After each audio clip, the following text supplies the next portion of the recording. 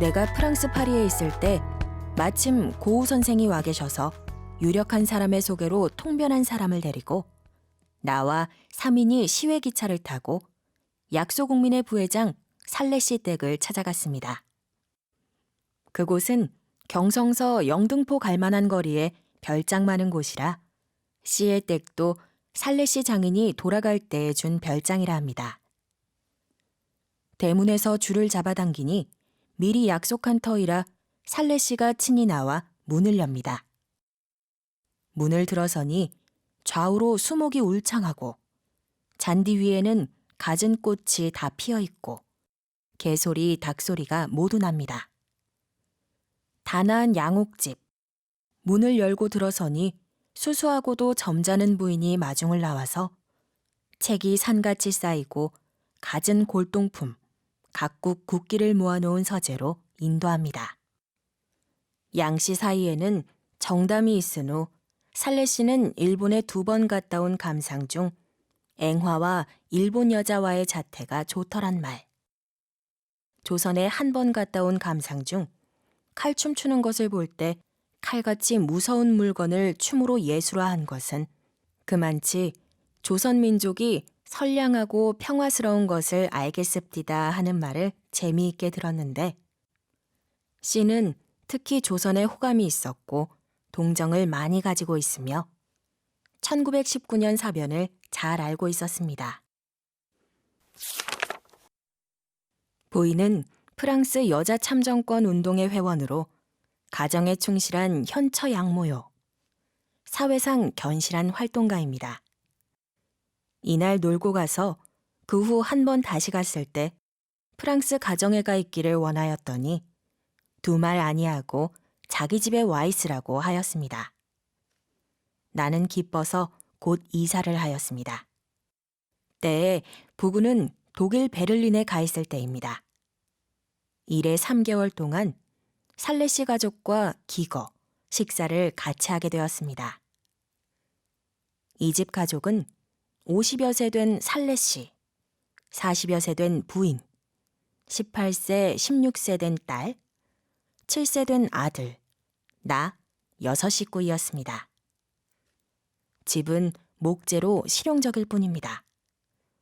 아래층은 서재 겸 응접실과 식당이 있고 살레시가 여행 중에 수집한 남양산물을 주렁주렁 매달아 놓은 2층에 올라가려면 내 방이 있고 딸의 방이 있고 부부방이 있으며 목욕실, 화장실이 있습니다.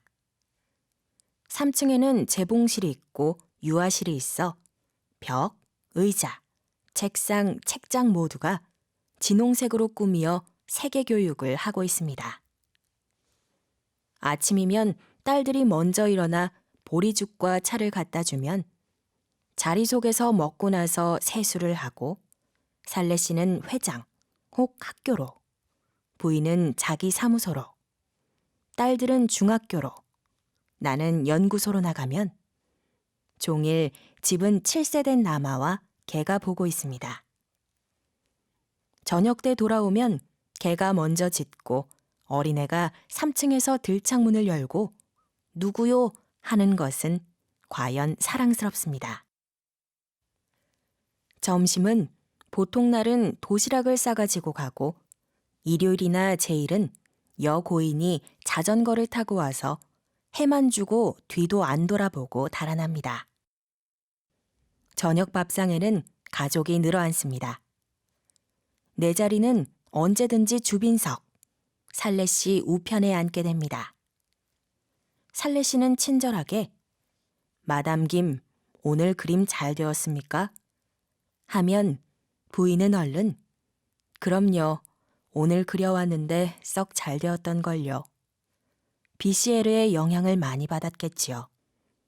이렇게 화제가 시작되면 남편은 친구들과 지내던 이야기, 부인은 동무들과 일하던 이야기, 딸들은 길에서 보던 이야기를 손짓, 발짓, 콧짓, 눈짓을 하며 흉내를 내면 가족들은 허리가 부러지도록 웃고 때로는 내 서투른 불어가 동문서답하는데 깔깔 웃게 됩니다.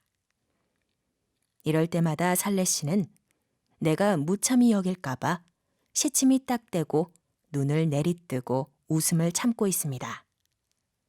지금도 그 생각을 하고 때때로 웃을 때가 있습니다. 저녁밥 후에는 혹 정원으로 산보도 하고 혹 피아노를 치고 춤을 추기도 합니다. 나도 주인이나 부인과 짝하여 춤을 추고 좋아하면 주인 부부는 퍽 좋아했습니다. 또는 라디오를 듣기도 하다가 부인이 시계를 보고 시간이다 하면 딸들과 나와 아들은 주인 부부에게 키스로 인사하고 다 각각 방으로 돌아가고 부부는 서재실에 남아 있습니다. 하루 저녁은 궁금하기에 부엌에 물 떠먹으러 가는 채하고 서서 보았습니다. 부부는 비둘기같이 붙어 앉아서 무슨 이야기를 그렇게 속살거리는지 재미가 깨가 쏟아질 듯 하였습니다. 그날 지낸 일을 서로 고해 바치는 것 같습니다. 그들 앞에는 그날 신문에 여러 가지가 놓여 있습니다. 이와 같이 어디로 보든지 활악한 가정이었습니다. 특별히 부인의 가정 생활을 말씀하면 아양보양하고 앙실방실하고 오밀조밀하고 알뜰살뜰한 프랑스 부인 중에는 점잖고 수수하고 침착하나 어딘지 모르게 매력을 가진 부인이니 강약이 겸비하여 물 셀 틈 없이 규례가 꼭 제이게 살림을 하고 염증이 나지 않고 신선스럽지 않은 생활이 즉 예술이 되고 말았습니다.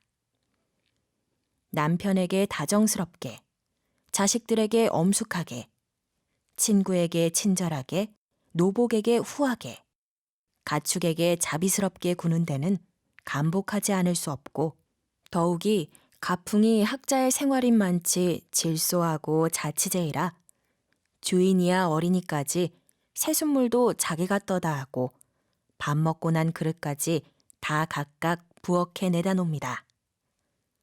때때로 떼아트르, 오페라, 시네마 초대장이 오면 개에게 집 잘 보라고 부탁하고 문을 닫아 걸고 구경을 갑니다.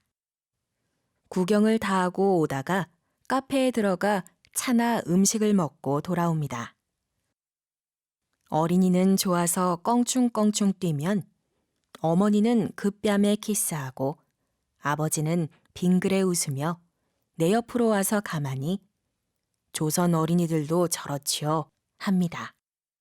나는 떠듬떠듬하는 말로 위 라무의미 쇼즈 예, 꼭 같습니다 하고 깔깔 웃었습니다. 딸 둘은 컴컴한 길가에서 지금 본 연극을 흉내내며 서로 붙잡고 춤을 춥니다.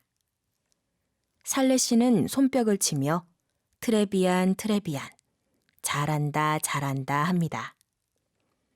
이같이 이 가정의 공기는 언제든지 명랑하고 유쾌합니다. 부인의 사회적 생활을 잠깐 말씀하면 부인은 매달 잡지 신문에 기고할 뿐 아니라 여자 참정권에 대한 책도 저술하였습니다. 그 신문 잡지 책에 사인한 것만 보고 감복하였을 뿐이요. 내용을 읽을 줄 모른 것이 큰 유감이었나이다. 부인은 집회연회에 자주 출입이 있었는데 야회복을 입고 나서는 반드시 내 방에 와서 내 모양이 어떻소 하고 옆으로 살짝 돌아서며 애교를 부릴 때에는 온몸이 으쓱해지도록 집어삼키고 싶었습니다. 반드시 부부 동행이며 돌아올 때는 우스운 장난감을 사가지고 와서 식탁에 놓고 가족들을 웃깁니다. 이론 캐기 좋아하는 내가 만일 언어를 능통할진대 소득이 많았을 것이나 임의로 못한 것이 큰 유감이외다. 끝으로 자녀 교육에 대한 말씀을 하면 대개 파리 여자들의 의복은 값싼 감으로 아이를 묘하게 하여 입히니 그 고안에는 놀라지 않을 수 없습니다.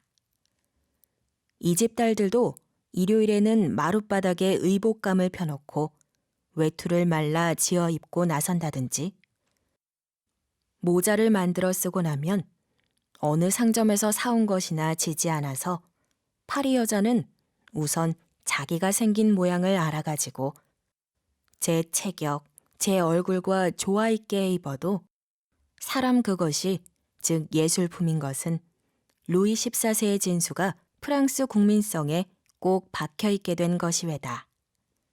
어린 아들과 동갑인 여아가 옆집에 있습니다. 아이들 노는 것을 가보니 울타리를 뚫고 자리를 펴고 이쪽 아이는 이쪽에서 저쪽 아이는 저편에 앉아 손과 입이 왔다 갔다 할 뿐인 것을 볼 때 과연 인가도덕이 심한 것을 알겠습니다. 이 남한은 명년 봄이 고등소학교 입학기라 하여 준비로 매일 1시간씩 어머니가 국어 독본을 가르치는데 옆집 여아도 같이 배웁니다. 시간이 되면 반드시 정문으로 들어와서 반드시 정식으로 인사하는 것을 볼 때 이상스러이 보입디다. 그리고 남한은 어렸을 때부터 남자란 관념을 넣어주어 조석으로 밥상 볼 때 식기를 나눠 놓는 것, 딸들이 식기를 씻으면 행주질 치는 것, 추운 아침에도 층층대 걸레질을 치게 합니다.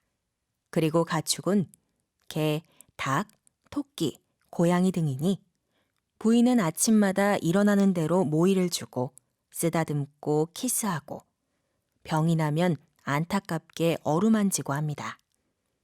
지금도 1년에 한 번씩 연하장을 하여 안부를 알고 이번에도 연하장이 길게 왔는데 한번 조선 구경을 오겠다고 하였습니다. 성우 김아롱이 낭독한 나혜석 작가의 다정하고 실질적인 프랑스 부인.